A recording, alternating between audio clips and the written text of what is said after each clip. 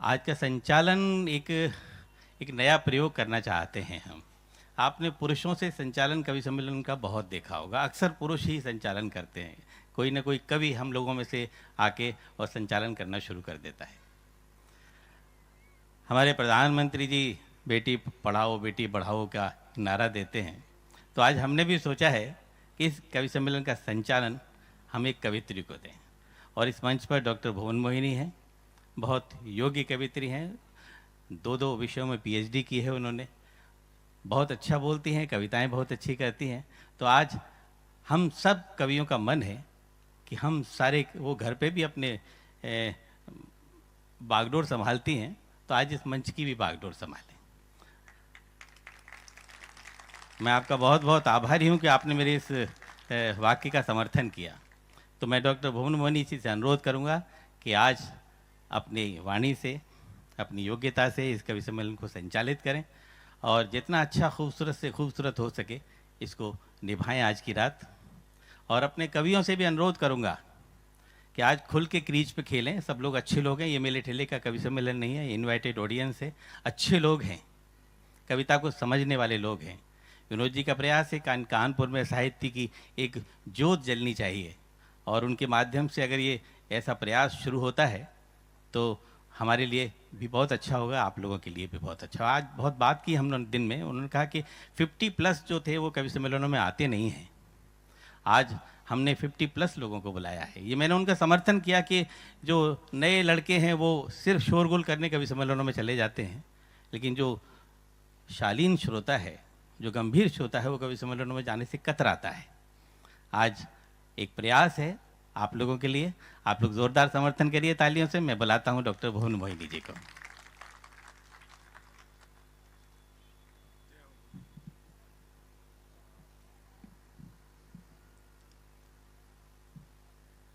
शब्द और स्वर की अधिष्ठात्री माँ वीणा पाणी को नमन करती हूँ।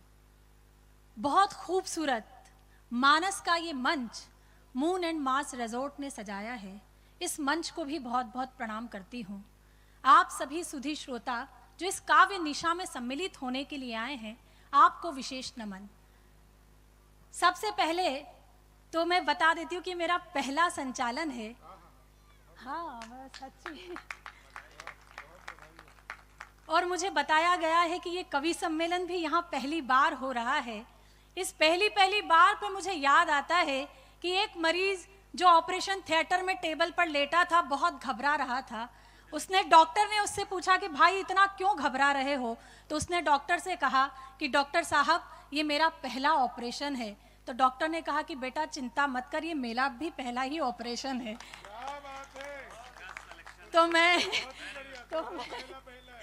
तो ये मेरा भी पहला है और आपका भी पहला है। ये पहला सफल हो जाए, इसकी कामना हम सब करते हैं।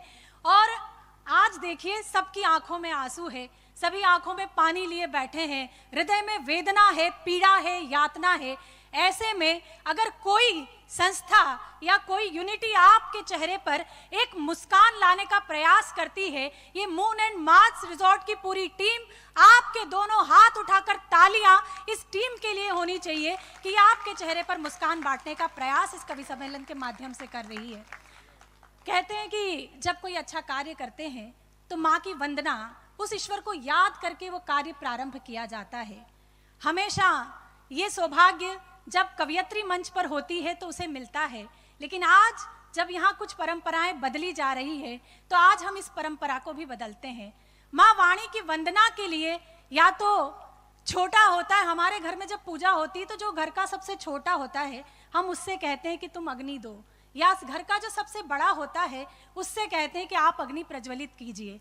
तो आज ये जिम्मेदारी मैं आदरणीय विष्णु सक्सेना जी को सौंपती हूँ कि वे वाणी वंदना करें और इस कवि सम्मेलन का आगाज करें। एक बार आप अपने दोनों हाथ उठाकर उन्हें वंदना के लिए।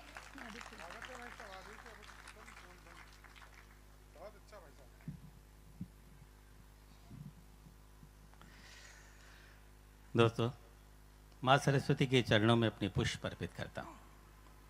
ये शब्दों की देवी है, हम उसके पुत्र हैं।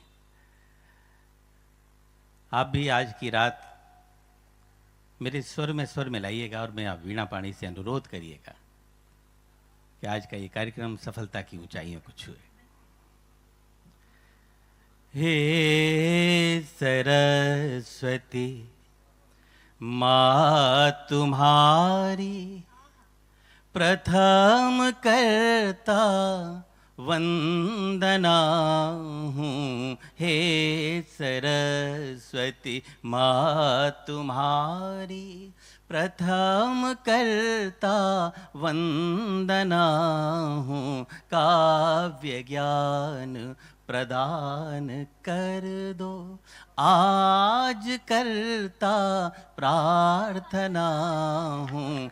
वंदना पर कुमकुम का तिलक करती हूँ कि जमाने भर में उसकी कोई औकात नहीं रहती, आदमी होकर भी उसकी आदमी जात नहीं रहती। और बड़ा बदनसीब होता है वो शख्स दुनिया में, बड़ा बदनसीब होता है वो शख्स दुनिया में, माँ जिंदा होकर भी जिनके साथ नहीं रहती, माँ जिंदा होकर भी जिनके साथ नहीं रहती। आदरणीय काजल जी कहाँ गई आरजे? वो आपसे कब से कह रही थी कि एक बार जोरदार तालियां बजाइए, जोरदार तालियां बजाइए। अगर ये आपकी जोरदार है तो एक बार मुझे कम तालियां बजाकर बताइए कि कम कैसी होती है। लेकिन आप बहुत आनंद में हैं, उत्साह में हैं। पीछे जो लोग बैठे हैं, मेरा उनसे अनुरोध है, निवेदन है कि आप भी आगे आकर ज्वाइन करिए। ये निशा आपकी एक यादगार निशा होगी, मैं इस बात का दावा कर सकती हूँ। यहाँ पर जितने भी नाम बैठे हैं ये अपने आप में एक धरोहर है इस देश की। वैसे भी कानपुर ये धरती है जहाँ से संगीत, कला और कविता का जन्म हुआ है। आपको ये बात मालूम है या नहीं मालूम है, लेकिन एक बात मैं आपको बताती हूँ कि कानपुर ऐसा शहर है जहाँ पर पहला कवि सम्मेलन पूरी दुनिया का हुआ था। इस बात पर आपकी तालियां होनी चाहिए कि पहला कवि सम्मेलन कानपुर से हुआ। बिल्कुल, गया प्रसाद सहनी जी 101 साल और कविता का हम ये शताब्दी वर्ष मना रहे हैं। आप सौभाग्यशाली हैं कि आप इस शताब्दी वर्ष के साथ बैठे हुए हैं, हमारे साथ हैं। आइए मैं धीरे धीरे आपको एक राय देती चलूंगी। राय इतनी है कि आपकी तालियां मिलती रहे, कवि की कोई बात आपके हृदय पर दस्तक दे, आपके हृदय को छुए तो आपकी तालियां उन तक पहुंचती रहे। हालांकि हमारे एक बड़े कवि हुए हैं ओम जी व्यास उज्जैन के, उन्होंने एक बात कही है कि अगर इस दुनिया की जितनी भी दुर्गति हुई है वो सिर्फ राय से हुई है। एक उदाहरण आपको मैं देती हूँ। एक दुकान जहाँ मिठाई मिलती थी उसके बोर्ड पर लिखा था कि यहाँ हमेशा ताज़ा मिठाई मिलती है। एक दिन एक रायचंद वहाँ पहुँचे, उन्होंने दुकानदार से कहा कि क्या यहाँ ताज़ा मिठाई यहाँ मिलती है? बोले बिल्कुल भाई साहब, ऐसी कैसी बात कर दी, यहीं मिलती है। तो बोले जब आपको पता है कि यहाँ मिलती है, मुझे पता है कि यहाँ मिलती है, तो ये इस बोर्ड पर यहाँ लिखाने का क्या माध्यम है? आपने ये यहाँ क्यों लिखवाया? दुकानदार को बात समझ में आ गई, उसने पेंटर को बुलाया और यहाँ पुतवा दिया। अब बचता है हमेशा ताज़ा मिठाई मिलती है। दूसरे दिन एक फिर रायचंद पहुँचा, उसने दुकानदार से कहा कि भाई साहब कभी कभार बासी भी बेचते हो? बोला ऐसी कैसी बात कर दी, आपको पता है कि यहाँ ताज़ा ही मिलती है। बोले जब आपको पता है कि ताज़ा मिलती है, मुझे पता है कि ताज़ा मिलती है, तो ये हमेशा ताज़ा मिठाई मिलती है का क्या औचित्य है? तो दुकानदार को बात फिर समझ में आ गई, उन्होंने पेंटर को बुलवाया और हमेशा ताज़ा पुतवा दिया। अब बचा मिलती है। तीसरे दिन फिर एक रायचंद पहुंचा, बोतल को खांक में दबाकर बोले मिलती है? बोले मिलती है तो एक हमें भी दे दो। बोले तुमने इसे क्या दारू की दुकान समझ रखा है, ये मिठाई की दुकान है। बोले भाई साहब जब आपको पता है कि यहाँ मिठाई मिलती है, मुझे पता है, तो ये मिलती है क्यों लिखा है? दुकानदार को फिर बात समझ में आ गई, उसने पेंटर को बुलवाया और मिलती है भी पुतवा दिया। दूसरे दिन उसने धूप में वो बोर्ड पूरा पुतवा कर सूखने के लिए रखा। अब आपकी तालियां कवि सम्मेलन लायक उठे कि दूसरे दिन जब उसने धूप में सुबह वो पूरा बोर्ड सुखाने के लिए रखा तो एक रायचंद पहुंचा और दुकानदार से बोला कि भाई साहब जब इतना खूबसूरत बोर्ड आपके पास है तो इस पे लिखवाते क्यों नहीं कि यहाँ हमेशा ताज़ा मिठाई मिलती है। तो ये आनंद की बात है, ये राय मैं आपको देती रहूंगी। आइए पहले उस कवि को बुलाते हैं, पहले उस शायर को बुलाते हैं जो दुनिया में कौमी एकता की बात करते हैं। हाशिम फिरोजाबादी उनका नाम होता है। सच मानिए, कवि सम्मेलन का मंच हो या उर्दू का मुशायरा, देश की बात करने वाला वो इकलौता चितेरा शायर जो आज इस मंच पर उपस्थित है, वह फिरोजाबाद से आते हैं। हालांकि फिरोजाबाद की चूड़ियां बहुत मशहूर है,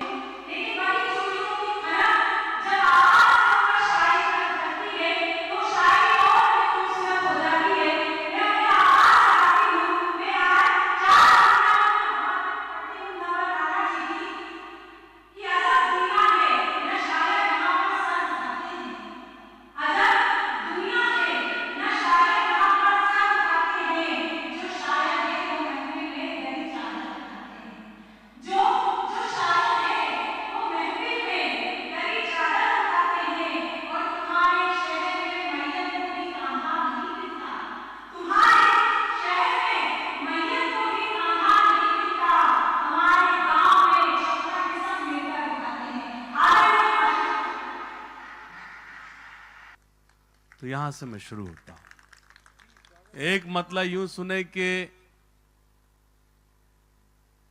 न दुश्मनी ना अदावत में मारा जाऊंगा। थोड़ा सा कविता का माहौल दे, गजल का माहौल दे। ना दुश्मनी ना अदावत में मारा जाऊंगा, मैं जब मरा तो मोहब्बत में मारा जाऊंगा। मैं जब मुझे लगेगा कि आप तालियां कम बजा रहे हैं तो मैं उस बीच में कहूंगा भी, लेकिन आपकी तालियों से कविता गजल छोटी बड़ी नहीं होती। बस ये है कि मेरी शायरी आप तक पहुंच रही है, इसका एहसास होता रहता है। सुनिएगा कि ना दुश्मनी ना अदावत में मारा जाऊंगा, मैं जब मरा तो मोहब्बत में मारा जाऊंगा। अभी तो सब्र से बैठे हैं सब मेरे दुश्मन, मैं जानता हूं मैं फुर्सत में मारा जाऊंगा। तालियां एक बार वैसी बजे जैसा उन्होंने सुनाया है, पूरा सदन तालियों से उन्हें बताए। क्या बढ़िया उन्होंने सुनाया है। यहां पर वर्दीधारी बैठे हैं। हर एक बहते हुए दरिया में गंगा देख लेती हूं, हर एक बहते हुए दरिया में गंगा देख लेती हूं, दफन होता हुआ जलता पतंगा देख लेती हूं, और मुझे महसूस होता है वतन महफूज है मेरा, मुझे महसूस होता है वतन महफूज है मेरा, जवां हाथों में जब जब भी तिरंगा देख लेती हूं। तो ये वो जवां हाथ हैं जिन्होंने तिरंगे को सहेज के रख रखा है, संभाल के रख रखा है। बहुत अच्छा उन्होंने सुनाया। उनका जो तेवर था उस तेवर तक वो लाए। बहुत सारे नए नए काफियों का प्रयोग उन्होंने किया। अब मैं जिस कवि की भूमिका में हूं, उनके एक साड़ू भाई सामने बैठे हैं। देखिए, दोनों ने रंग बिल्कुल सेम सा मिलाकर बैठे हैं। आदरणीय शंभू शिखर जी की मैं भूमिका में, हास्य के वे कवि हैं। देश का ऐसा कोई चैनल नहीं जिस पर वे नहीं आते हैं। कवि युद्ध हो, जीएनटी हो, आज तक हो, सब पर उनका चेहरा जाना पहचाना है। मैं नहीं, आपकी तालियां परिचय दे कि आप शंभू शिखर जी से कितना वाकिफ हैं। एक बार पूरा सदन तालियों से बताएं। एक बार शंभू जी, आज जब हम आ रहे थे तो शंभू जी ने मुझसे कहा कि भुवन, बाकी सब ठीक है, पूरी दुनिया में इतना नाम हो रहा है, सब बढ़िया हो रहा है, लेकिन पत्नी बिल्कुल इज्जत नहीं करती। नहीं, सच मानिए, इन्होंने मुझसे कहा कि पत्नी बिल्कुल इज्जत नहीं करती। मैंने कहा शंभू जी, इसमें कोई खास बात नहीं है। देखिए, वो शादी करके आपके घर आई, वो पिता को छोड़कर आई, पिता के बदले ससुर मिले। वो माँ को छोड़ के आई, माँ के बदले सास मिली। भाई को छोड़ के आई, भाई के बदले देवर मिला। बहन को छोड़ के आई, उसके बदले ननंद मिली। लेकिन आप ऐसी वस्तु हैं जिसको वो कुछ ऐसा छोड़ के नहीं आई, और जो फोकट की चीज होती है उसकी कोई इज्जत हो नहीं होती है। एक बार तालियां बजाकर उस हंसी के चितेरे कलाकार का स्वागत कीजिए, आदरणीय शंभू शिखर जी। बता रही थी भाई साहब, साड़ू भाई आपको, मुझे भुवन, तुम्हें पता है साड़ू भाई कौन होते हैं? एक ही दुकान से ठगे गए दो ग्राहक। पुलिस जी को मैं प्रणाम करता हूं। सर, बहुत ही शानदार शहर है कानपुर। मैं पहले भी बहुत बार आया हूं। आज जब मैं स्टेशन पर उतरा तो मैंने देखा दो आदमी आपस में आधे घंटे से गाली गलौज कर रहे थे। मैं रुका, मैंने समझाया, तब मारपीट हुई।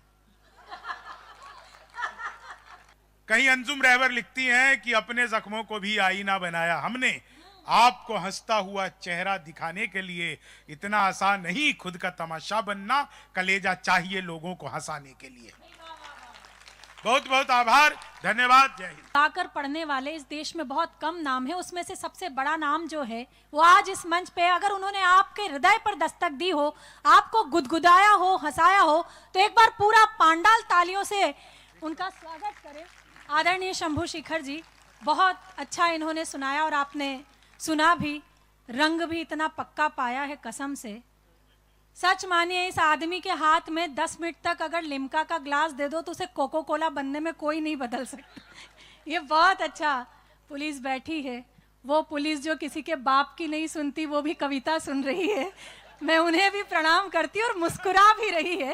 एक बार उनके लिए भी आपकी तालियां होनी चाहिए कि पूरे देश का जिम्मा वे लेकर जब प्रशासन साहित्य में रुचि लेने लगता है तो समझ लीजिए कि देश की नींव मजबूत होने चली है।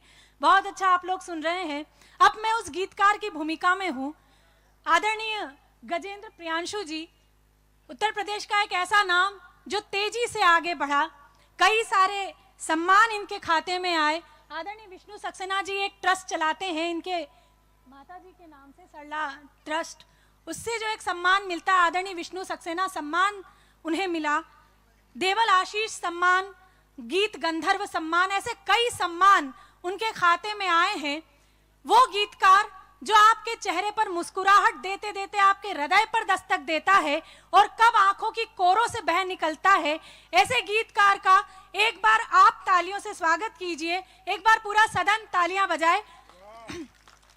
मैं उनकी अगवानी में 4 पंक्तियां खर्च करती हूं, सुनिएगा कि फूल डाली से नहीं पातों से चुना जाता है, फूल डाली से नहीं पातों से चुना जाता है, भोर का पट तो सितारों से बुना जाता है, और गीत की लय पे गर्दन को हिलाने वालों, गीत की लय पे गर्दन को हिलाने वालों, गीत कानों से नहीं दिल से सुना जाता है। उस दिल पर दस्तक देने के लिए मैं आवाज देती हूं आदरणीय गजेंद्र प्रियांशु जी।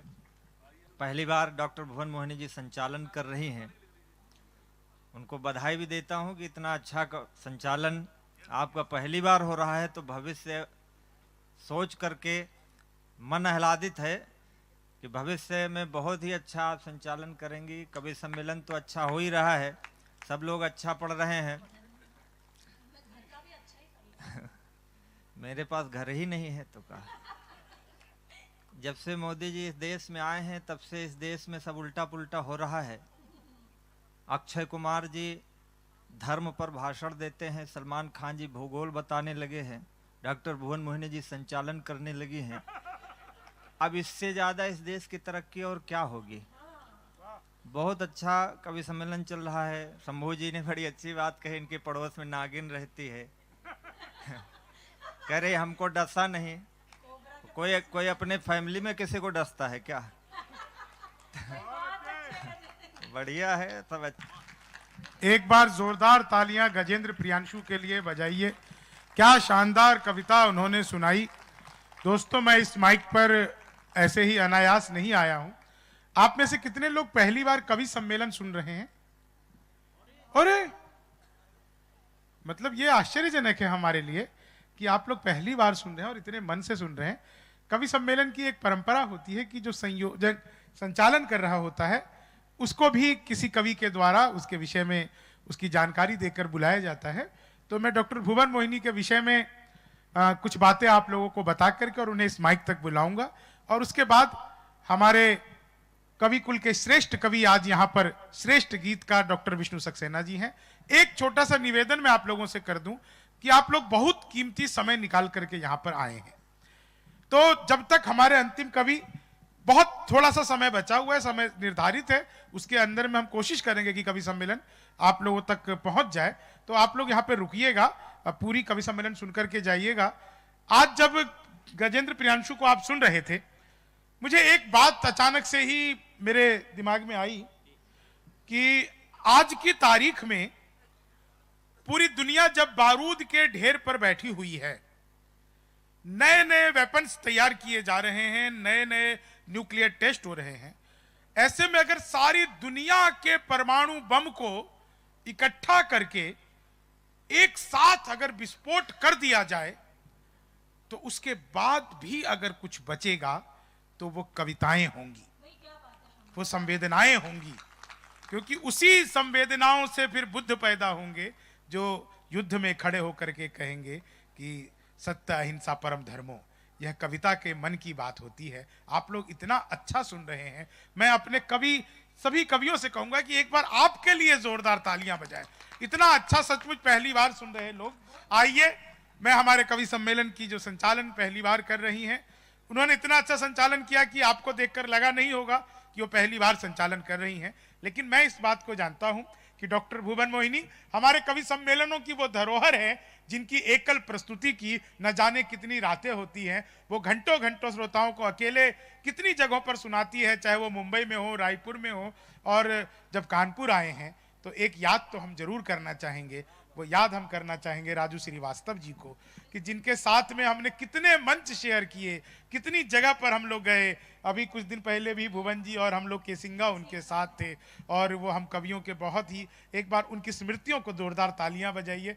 राजू श्रीवास्तव जी जहां कहीं भी हो, मैं एक बात जानता हूं, राजू श्रीवास्तव जी का जाना अनायास ही नहीं था। निश्चित तौर से उस देवलोक में भी कुछ उदासी छा गई होगी, जिसे दूर करने के लिए हमारे बड़े कलाकार को बुलाया गया, इसलिए वो गए हुए हैं। कुछ दिनों बाद पुनः हंसी के ठहाकों के बीच में आपके बीच वापस लौटेंगे। लेकिन आइए, प्रेम गीत, गजल, श्रृंगार, सब कुछ जो अपने कलम से लिखने का सामर्थ्य रखती हैं और कभी कभी हास्य और मनोहार भी आपको सुना देती हैं, वो आज के हिंदी कवि सम्मेलनों में सर्वाधिक वायरल कवित्री है, जिन्हें परिवार के साथ देखा सुना समझा जाता है। एक बार दोनों हाथ उठाइए। मैं डॉक्टर भुवन मोहिनी को आप लोगों के बीच में बुलाता हूं, और बस एक शेर मुझे परवीन शाकिर का याद आता है। वो कहती है कि अश्क खुशबू हूं, अश्क खुशबू हूं, बिखरने से न रोके कोई, जो बिखर जाऊं तो मुझको न समेटे कोई। मैं कांप उठती हूं यह सोचकर तन्हाई में, मेरे चेहरे पे तेरा नाम न पढ़ ले कोई। प्रेम को इतनी शिद्दत से जीने वाली हमारे बीच में डॉक्टर भुवन मोहिनी, महिला शक्ति। जरा जोरदार तालियां अपनी बिटिया के लिए बजाइए। भुवन जी आइए। बहुत बहुत धन्यवाद शंभू जी। चलिए, बहुत अच्छा आप लोग सुन रहे हैं, बहुत अच्छा ये कवि सम्मेलन चल भी रहा है। जैसा कि अभी मैंने देखा कि कई लोग हैं जो पहली बार कवि सम्मेलन का हिस्सा बन रहे हैं, लेकिन बिल्कुल महसूस नहीं हो रहा है कि आप पहली बार कवि सम्मेलन सुन रहे हैं। आपके सुनने के सामर्थ्य में, आपकी तालियों में कोई कमी नहीं है। बहुत अच्छा आप लोग सुन रहे हैं। आज जब इस प्रोग्राम के लिए मुझे फ़ोन आया और मुझे इस रिजॉर्ट का नाम मालूम हुआ, बताया गया मंच से भी कि मैंने 2 PhD की है, ज्योतिष में PhD की है और हिंदी लिटरेचर में की है। मून एंड मार्स इसका नाम होता है। मून यानी चंद्रमा और मार्स यानी मंगल।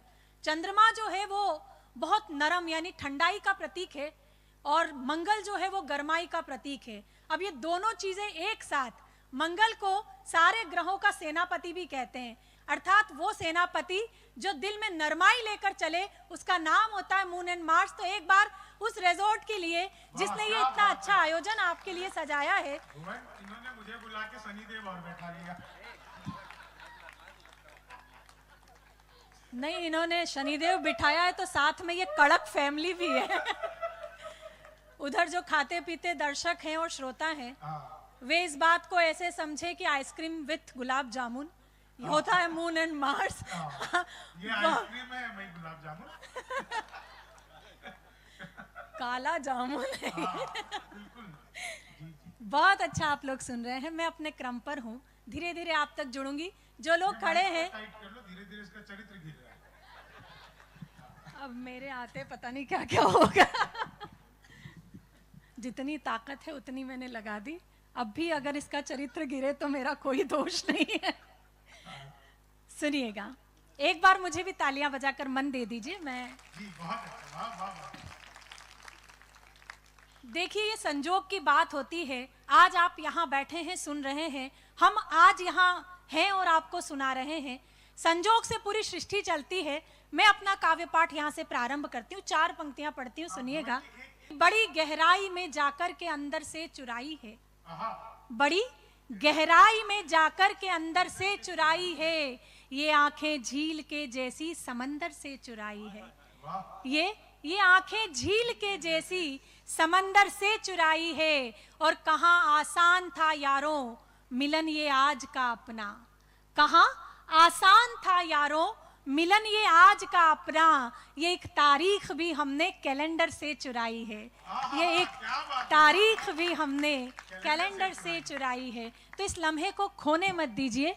कुछ मुक्तकों से जुड़ती हूँ। आदरणीय विनोद जी वहाँ बैठे हैं, आपके ऊपर जो लाइट आ रही है वो सरफेस को और ज़्यादा चमकीला बना रही है।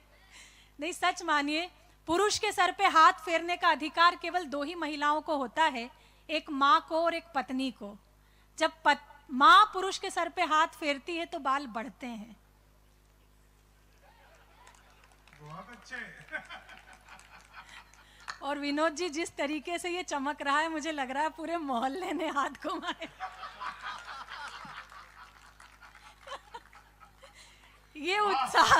ये उत्साह आनंद बना रहने दीजिए। बहुत अच्छा आप लोग सुन रहे हैं। मैं कहीं और से बात प्रारंभ करना चाह रही थी, लेकिन अब ये बात यहाँ से प्रारंभ करती हूँ। कुछ पदों में विसंगतियों को गाने का प्रयास करती हूँ, आप तक पहुंचाती हूँ, सुनिएगा। कि हो गई रे बावरिया दुनिया, हो गई रे बावरिया दुनिया, हो गई रे। ये तब तक सुनाऊंगी जब तक सबने ताली नहीं बजाई है। हो गई रे बावरिया दुनिया, हो गई। आप भी बजा सकते हैं, ऐसा कहीं नहीं लिखा कि जो खाकी वर्दी पहन लेते हैं वे तालियां नहीं बजाते। हो गई रे बावरिया दुनिया, हो गई रे। एक मीरा थी प्यार के खातिर पिया जहर का प्याला, एक मीरा थी प्यार के खातिर पिया जहर का प्याला। आज की मीरा मदिरा पी कर गाती है उल्लाला। हो गई रे बावरिया दुनिया, हो गई रे। पीछे आदरणीय वीडियो बना रहे हैं मोबाइल से। सर आप इस उम्र में वीडियो बनाकर करेंगे क्या? अच्छा, अभी तो आप वीडियो बना लेंगे और घर जाकर केवल जूम करने में पूरा समय निकाल देंगे। मैं 2 पंक्तियां आपके नाम करती हूँ, सुनिएगा। कि डीपी जिसकी देख देख कर होते रहे निहाल, डीपी जिसकी देख देख कर होते रहे निहाल। जिसको 16 साल की समझा निकली 70 साल। हो गई रे बावरिया दुनिया, हो गई रे। हो गई रे बावरिया। और ये जो मुझे दूसरा दिल खोल के दिखा रहे थे आदरणीय शंभू जी, 2 पंक्तियां सुन लीजिए। कि रात रात भर जाग जाग कर लड़की एक पटाई, रात रात भर जाग जाग कर लड़की एक पटाई। मिलने कैफे बार गए तो खुद की खड़ी लुगाई। हो गई रे बावरिया दुनिया, हो गई रे। हो गई रे बावरिया दुनिया, हो गई रे। और यहाँ जब से आई बुजुर्गों को टारगेट किया जा रहा था। सच मानिए, ये अगर ये ना होते तो हम ना होते। जितना बिगड़ने का सिलसिला है वो ऊपर से चला आ रहा है। और फिर मैं तो मध्य प्रदेश से आती हूँ, जहाँ दिग्विजय जी ने बताया है कि प्रेम उम्र की किस सीमा तक किया जा सकता है। और जोधपुर में आशाराम जी बता ही रहे हैं कि कहाँ तक किया जा सकता है। तो बिल्कुल आशा, मैं अंडर एस्टिमेट कभी करती नहीं बुजुर्गों को कि बताएं क्या बुजुर्गों की बड़े इनके फजीते हैं। सलीके से बात कह रही हूँ, सलीके से आप तक पहुंच जाए तो बताइएगा कि बताएं क्या बुजुर्गों की बड़े इनके फजीते हैं। ये जब मरते किसी पे हैं उसी दिन खुल के जीते हैं। क्या बात है। ये जब मरते किसी पे हैं उसी दिन खुल के जीते हैं। और जवानों सीख कुछ ले लो जरा इनके तजर्बे से, जो तुम होठों से पीते हो वो ये आंखों से पीते हैं।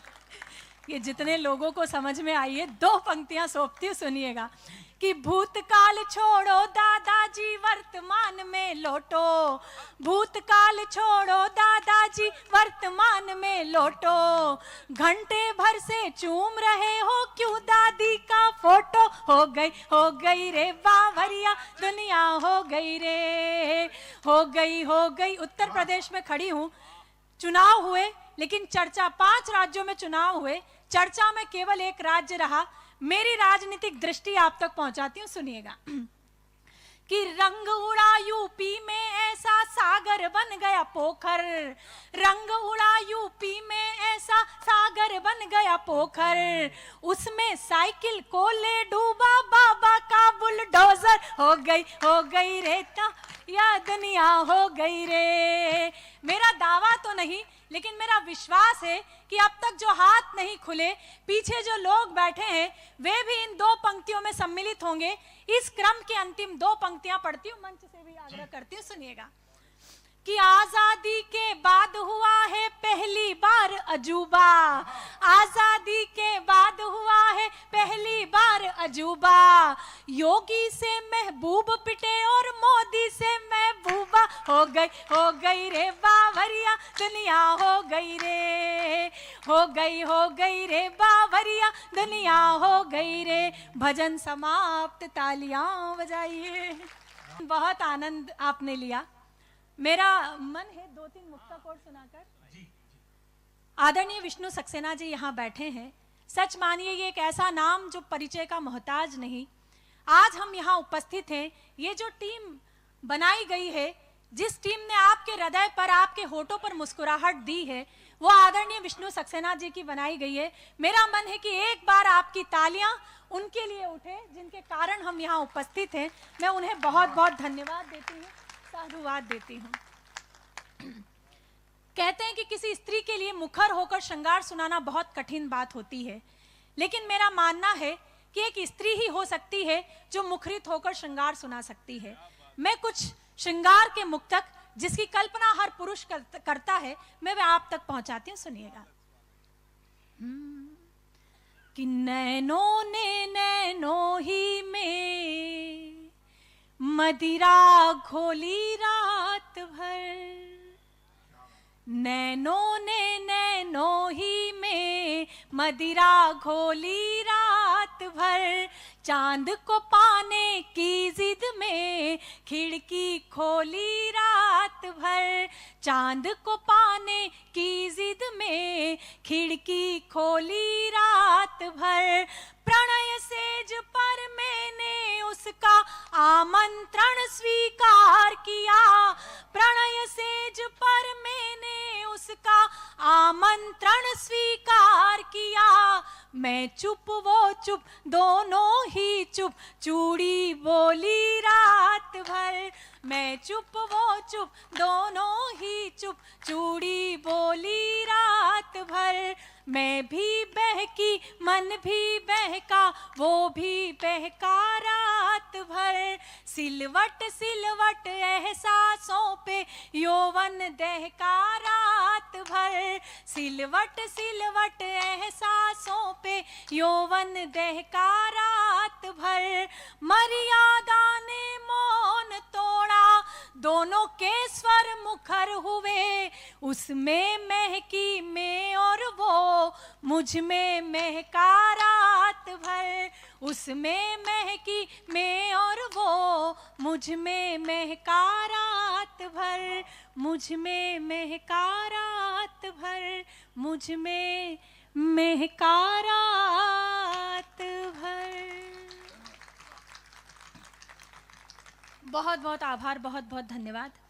सच मानिए पहली बार संचालन किया, और अगर आप कहीं कमज़ोर होते तो मैं बहुत कमज़ोर हो जाती, लेकिन आपने वो ऊर्जा दी, वो ताकत दी कि मैं वो संचालन पूर्ण कर पाई। इसलिए मैं चाहती हूँ कि पूरा मंच आप लोगों के लिए एक बार तालियां बजाए कि कितनी शिद्दत से, कितनी ऊर्जा से आप लोग सुन रहे हैं। पुनः बहुत बहुत बधाई विनोद जी को देती हूँ, मेरी प्यारी भाभी। सच मानिए आज जब ये आई और इन्होंने बताया कि 3 इनके बड़े बड़े बच्चे हैं, आपकी त्वचा से आपकी उम्र का पता ही नहीं चलता, इतना मेंटेन आपने किया है। कड़क फैमिली नहीं, सच बात है। अगर ये कड़क चाय पीने का कमाल है तो मैं कल से 2 बार 3 बार पीऊंगी। प्रत्येक महिला को कहूंगी कि भाई ये चाय पियो। इस उम्र में बड़े बड़े बच्चे हो यार, ठीक नहीं है तुम चाय ऐसे ही कुछ भी बोल देता। भाई साहब का स्टेमिना देखो तुम, छोड़ो ना जी जी, भाई साहब इतने जवान लग रहे, उनकी कोई कह ही नहीं रहा। नहीं भाई साहब भी, मतलब क्या, मैं अपनी जान तक दे दूं तुम्हारे एक इशारे पर। बस इससे आगे मत सुनाना, इतने में ही खुश हो जाएगी। बड़ा आदरणीय गजेंद्र प्रियांशु जी, जी जी जी बहन। आदरणीय गजेंद्र प्रियांशु जी आए थे बहुत कुछ कहा इन्होंने कि महिलाओं के विषय में कुछ नहीं, पुरुषों के विषय में महिलाओं ने कुछ नहीं लिखा, झाड़ू मूछें पता नहीं क्या क्या क्या क्या कह रहे थे कि 5 करोड़ की गाड़ी लात तो मार ही सकते हैं। भाई लात मारने के लिए जाना तो गाड़ी के पास ही पड़ेगा। ये बात कैसे आप भूल गए? हाँ, बोले पूरा शस्त्रागार लेके आई हो, ऐसा इन्होंने कहा। 4 पंक्तियां आप मेरी सुनिए कि ना इतनी बात घुमाकर फेंको न मंचों से, घुमाकर बात इतनी यहाँ फेंको न मंचों से, हम भी खेले हैं घुमाए हमने भी कंचों से, और ये काया इस पे शस्त्रागार का प्रयोग, तुम्हें तो कोई भी लूट लेगा नकली तमंचों से। तो इसलिए आप बिल्कुल कहिए ही मत, बहुत आनंद में आप लोग हैं। एक 4 पंक्तियां अंतिम में पढ़कर अपना स्थान लेती हूँ। उन्होंने एक बात और कही जो मुझे थोड़ी सी चुभी कि केवल बेटियों की ही बात क्यों की जाती है, बेटे खत्म हो जाएंगे तो क्या होगा। लेकिन 4 पंक्तियां मैं पढ़ती हूँ कि बेटियों की बात क्यों करनी पड़ती है। यहाँ जितनी भी नारी शक्ति है, मेरी प्यारी भाभी बैठी है, आप सभी की उपस्थिति को रेखांकित करती हूँ। जब भी मैंने अपने भाग्य पर गर्व किया, सच मानिए केवल एक ही बात पर गर्व किया कि मैंने इस प्रकृति में एक बेटी के रूप में आंखें खोली है, और वो ईश्वर मुझे जब भी मानव रूप में इस सृष्टि पर आंख खोलने का अवसर दे तो मैं केवल और केवल बेटी होना चाहती हूँ। क्यों होना चाहती हूँ? 4 पंक्तियां पढ़ती हूँ, सुनिएगा। कि सकल कल्याण की घर में तलहेटी नहीं होती, सकल कल्याण की घर में तलहेटी नहीं होती, सर्व शुभ लाभ की सूचक श्री ऐठी नहीं होती, हर एक बेटी के अपने भाग्य में होता पिता, लेकिन यहाँ हर एक पिता के भाग्य में बेटी नहीं। हम लोग सनातनी धर्म के उपासक हैं। मैं जिस जगह पर खड़ी हूँ, 4 पंक्तियां और तर्क की पढ़ती हूँ कि न उनकी आंख यूं फिर झील से रेती हुई होती, न उनकी आंख यूं फिर झील से रेती हुई होती, न उनमें राक्षसों की भावना बैठी हुई होती, और सिया के अपहरण को कांप जाते हाथ रावण के, सिया के अपहरण को कांप जाते हाथ रावण के। अगर मंदोदरी की कोख से बेटी हुई होती, अगर मंदोदरी की कोख से बेटी हुई होती। अंतिम 4 पंक्तियां पढ़कर अपना स्थान लेती हूं। आप भी अपने घर के बच्चों को संस्कार देते होंगे। मुझे मेरे परिवार से क्या संस्कार मिले, अपने परिवार के संस्कार आपको सौंप कर जाती हूं, सुनिएगा। कि तना हो सर पे जब छप्पर तो सावन क्या बिगाड़ेगा, तना हो सर पे जब छप्पर तो सावन क्या बिगाड़ेगा, दुपट्टा हो बदन पे जो दुशासन क्या बिगाड़ेगा।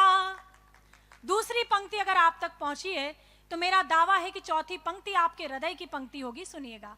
कि तना हो सर पे जब छप्पर तो सावन क्या बिगाड़ेगा, दुपट्टा हो बदन पे जो दुशासन क्या बिगाड़ेगा, तुम्हें सौगंध मर्यादा की जो लक्ष्मण ने खींची थी, वो रेखा पार मत करना तो रावण क्या बिगाड़।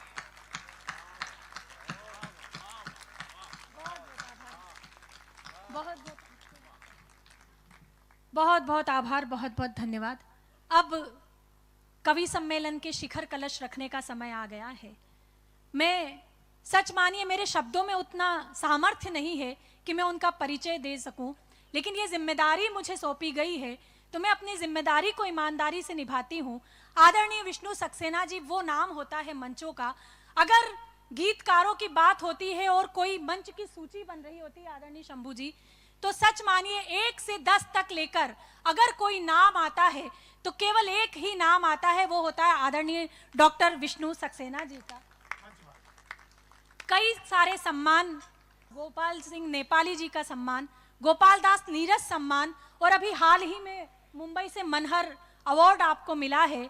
जैसा कि संचालिका जो हमारी पहले थी काजल जी, उत्तर प्रदेश सरकार का सम्मान जो है वो भी मिला है। यश भारती आपको मिला। एक बार तालियां आपकी होनी चाहिए इस बात पर कि वो लाडला कवि जो इतने सम्मानों को लेकर बैठे हैं। आदरणीय काजल जी ने बता ही दिया था कि महाराष्ट्र शिक्षा में इनकी कविताएं पढ़ाई जाती है। इनके गीत, सच मानिए जब मैं बहुत छोटी थी, मेरे पिता को कवि सम्मेलनों का बहुत शौक था। वो मुझे कवि सम्मेलन में ले जाया करते थे। हमने जिन्हें नीचे बैठकर कई वर्षों तक सुना, या यूं कहिए कि जिस व्यक्ति के कारण मैं आज इस मंच पर उपस्थित हूं, वे एक नाम होता है आदरणीय विष्णु सक्सेना जी का। आज मुझे कोई गुरेज नहीं कि मैं ये सार्वजनिक रूप से स्वीकार करूं कि आप मेरे कविता के प्रणेता हैं। मैंने कविताएं आपसे सीखा है, आपको सुना और सीखा है। 4 पंक्तियां अगर आप मुझे स्वीकृति दें तो मैं 4 पंक्तियां आपके लिए पढ़ना चाहती हूं कि जाने किस मदरसे में मेरा मनमीत पढ़ता है, जाने किस मदरसे में मेरा मनमीत पढ़ता है, मेरे चेहरे पे लिखी हर एक प्रीत पढ़ता है, और आने ही नहीं देता गजल की आंख में आंसू, आने ही नहीं देता गजल की आंख में आंसू, शब्द भी मुस्कुराते हैं जब वो गीत पढ़ता है।